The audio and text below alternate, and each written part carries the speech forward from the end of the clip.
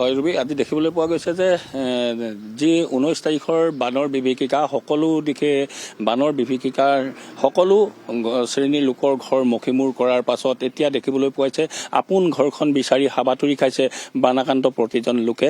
আৰু এতিয়া মোৰ সহযোগী ইয়াৰ আব্দুল ৰহিমে দেখুৱাইছে ইয়াৰ পৰিৱেশ। এয়া এখন ঘৰত, আমি ৰজাপুলৰ এখন ঘৰত আছিলোঁ আৰু সেই ৰজাপুলৰ ঘৰখনত আপুনি দেখিবলৈ পাইছে এতিয়া তেওঁলোকৰ চকুত চকুলো আৰু এনেধৰণে তেওঁলোকে এৰি যোৱা বস্তু তেওঁলোকে বিচাৰি ঘৰৰ পৰা এপদ এপদকৈ বস্তু বিচাৰি তেওঁলোকে এনেধৰণে ধোৱাত ব্যস্ত হৈ পৰিছে। ধুই পখালি যেন তেওঁ ঘৰখন পুনৰ আকৌ আগৰ দৰে তেওঁলোকে কৰিব পাৰে তেনে এক পৰিৱেশ আমি দেখুৱাবলৈ চেষ্টা কৰিছোঁ। ৰজাপুলৰ এটা পৰিয়ালত আমি মোৰ সহযোগী ইয়াৰ ভিতৰলৈ সোমাই গৈছে ঘৰখনৰ, দেখিছে কেনে বোকা আৰু কিমান পলসৰ মাজত তেওঁলোকে নিজেই যিসমূহ কাপোৰ তেওঁলোকে ব্যৱহাৰ কৰিছিলে সেইসমূহ কাপোৰ তেওঁলোকে এই পথত পাৰি অহা যোৱা কৰাৰ এটা পৰিৱেশ সৃষ্টি কৰি লৈছে। নহলে এই বোকাই তেওঁলোকৰ ভিতৰলৈ অহাটো একেবাৰে অনুপযোগী কৰি তুলিছিল। আৰু এয়া দেখিছে এনেধৰণেই এই পৰিৱেশৰ মাজতেই মানুহে দিন কটাবলগীয়া হৈছে এতিয়া।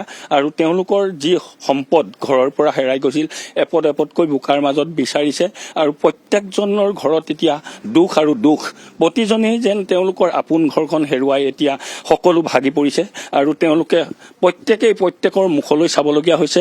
সকলোৱে সহায়ৰ হাত আগবঢ়াইছে যদিও তেওঁলোকৰ বাবে যেন এয়া পৰ্যাপ্ত নহয়। এতিয়া দেখিছে এয়া একাঠু বোকাৰ মাজত এখন ঘৰ, এই ঘৰখনৰ ভিতৰ ভাগলৈ আমি সোমাই আহিছোঁ আৰু ঘৰখনত এতিয়া নাই কোনো সম্পদ। তেওঁলোকৰ যি চকী টেবুল সকলো বাহিৰত উলিয়াই পেলাই দিবলগীয়া হৈছে। গেলি বৈছে ইয়াৰ এই যিসমূহ বোকাৰ মাজত আবদ্ধ হৈ পৰিছে, সকলো এতিয়া তেওঁলোকৰ সৰ্বশান্ত হৈ পৰিছে সকলোজন।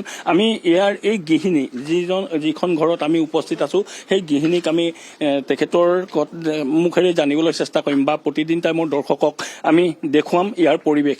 কি ক'ব, এটা বিভীষিকাময় দিন, যিহেতু সেই 19 তাৰিখৰ অভিশপ্ত দিনটোত সকলোকে তছনছ কৰি বানে মুখিমূৰ কৰিছিল।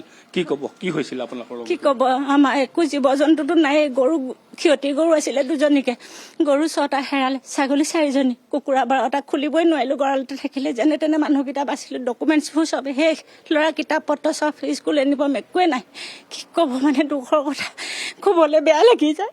চাউল তাউল একোৱে নাই, আমি কিনি খোৱা হাজিৰা কৰি খোৱা মানুহ আমি। আপোনালোকৰ কাষলৈ কোনোবা চৰকাৰী লোক বা কোনো লোক আপোনালোকৰ কাষত থিয় হৈছেনে এই মুহূৰ্তত? এতিয়া নাই, কালি বা কিবা হেৰিৰ কাৰণে আহিছিলে, ভোটাৰ কাৰ্ডৰ নাম্বাৰ নিলেহি। কেনেধৰণে নষ্ট হ'ল আপোনালোকৰ? কি নষ্ট হ'ল বিশেষভাৱে আপোনালোকৰ? আমাৰ গৰু 6টা আছিলে, ক্ষতি 2জনী আছিলে নহয়, পোৱালিও আছিলে। গোটেই একদম যেনেকে চিঞৰি চিঞৰি উঠি গুচি গ'ল। ছাগলী কেইজনী উঠি গুচি গ'ল, গাভীটো ছাগলী আছিলে আমাৰ। কুকুৰা খুলিবলৈ হুচ হেৰাই গ'ল, কুকুৰা খুলিবই নোৱাৰিলোঁ। কেইজন আছিলে আপোনালোকৰ ঘৰত? আমাৰ অকল ছোৱালী এজনীহে, তাই গোটেই ডকুমেণ্টছ শেষ, কিতাপ পত্ৰ একো বচাব নোৱাৰিলোঁ। এনেধৰণেই তেওঁ ভাগি পৰিছে বহুত। তাৰমানে আমাৰ এইফালে সুতটো বহুত একদম ধাই আহিছে। কেনেকে মানুহকেইজন বচোৱে তেনেকে চিন্তা কৰিছোঁ। তাৰমানে একদম ঘৰ পিছফালে গোটেই ঘৰ ভাঙি আনিছে। তাৰমানে এনেকুৱা অৱস্থা হৈছে। কোন নদীয়ে পাইছিল আপোনালোকক? বিশেষ দিখৌ নদী হয়। এতিয়া দেখিছে কান্দোনৰ বাদে এই ঘৰখনত যেন একোৱেই নাই আৰু ক'বলৈও ভাষা নাই বা বুজাবও নোৱাৰি। প্ৰতিজন মানুহৰ ঘৰতেই একেই অৱস্থা, একেই দশা। এই আব্দুল ৰহিমে ইয়াৰ পৰিৱেশ দেখুৱাইছে। তেখেতৰ স্বামীয়েও তেখেতক সহায় কৰিছে। আমি তেখেতৰ পৰাও জানিবলৈ চেষ্টা কৰিম। অঞ্চলটোত কাৰো একো বস্তুৱেই তেখেতলোকে বচাব নোৱাৰিলে, যিহেতু এই অঞ্চলৰ বিশেষকৈ এই ৰজাপুল অঞ্চলত কোনোদিনে নেদেখা পানীৰে তেওঁলোকক সকলোৰে ঘৰৰ চালেৰেও পানী কাটা তেওঁলোকে এক পৰিৱেশ বুলি আমাক জনাইছে। আৰু যিহেতু ঘৰৰ মুধচত মানুহ বহিও ইয়াৰ পৰা মানুহ বচাই নিবলগীয়া হৈছিলে। কি হৈছিলে সেইদিনাখন? আপুনি কিমান ক্ষতি হ'ল? আপোনালোকৰ কেনেধৰণে পানী সোমাইছিলে সেই দিনটোত? পানী মানে ভাবিব নালাগে আৰু কিনো ক'ম আৰু। যিটো তুফান পানী আহিছে, আমি মিনিটতে এনেকুৱা পানী উঠি গ'ল। আমি ভৱিষ্যতে এনেকুৱা দেখাও নাই বা ইমানটো হ'লোঁ। আমি কি ক'ম আৰু এইবোৰ আমাৰ মানুহগৰাকী ক'লেই কথাবোৰ, মইনো কি ক'ম নাই আৰু জানেই আৰু। মই সাধাৰণতে কি কৰিম আৰু এনেকৈ ধৰক খেতি চেতি কৰি আৰু ধৰক জীৱিকা অৰ্জন কৰি খাইছোঁ আৰু।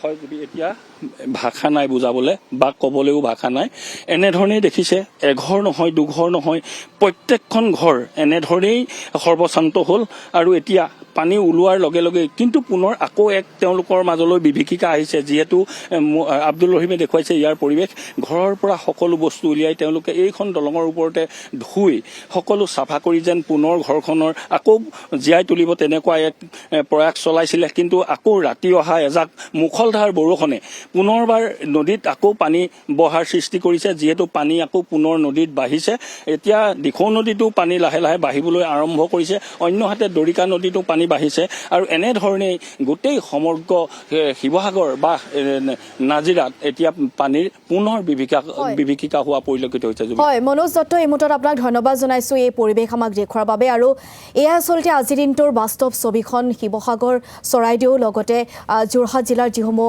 বানাক্ৰান্ত অঞ্চল আছে আৰু বানাক্ৰান্ত ৰাইজে আজিৰ দিনটো চকুলো টকাৰ বাহিৰে যেন তেখেতসকলৰ ওচৰত আৰু একো উপায় নোহোৱা হৈছে কাৰণ পানী কমিছে যদিও নিজৰ আপোন ঘৰখনলৈ যেতিয়া গৈছে সকলো সা সামগ্ৰী ধ্বংস হৈছে বোকাৰ পলসে এক প্ৰকাৰ পুতি পেলাইছে ঘৰখন আৰু নিজৰ যিসমূহ নিজৰ যিসমূহ আচলতে সম্পদ সেই সম্পদসমূহ বিচাৰি এতিয়া হাবাথুৰি খাব লগা হৈছে যদিও বা কিছু সাহায্য লাভ কৰিছে কিন্তু সেইখিনিও আচলতে পৰ্যাপ্ত হৈ উঠা নাই যিয়ে যেনেদৰে পাৰিছে আচলতে সহায় কৰিছে কিন্তু সেইসমূহ পৰ্যাপ্ত নহয় এতিয়া বানাক্ৰান্তসকলে যি সমস্যা বা যেনেধৰণৰ পৰিস্থিতিৰ সন্মুখীন হৈছিল 19 জুলাই দেওবাৰৰ দিনটো যেনেধৰণে যিসমূহ বানপানী বানৰ সোঁতে সেই সকলো উটুৱাই নিছিল সেই বিভীষিকাময় দিনটোৰ কথা আচলতে কোনেও পাহৰিব নোৱাৰে আৰু তাৰে আজি ফল আমি আপোনালোকক দেখুৱাইছোঁ বা সেয়া দেখিবলৈ পোৱা গৈছে এয়া পৰিৱেশ আমি কিছু সময় আগতে দেখুৱালোঁ নাজিৰাৰ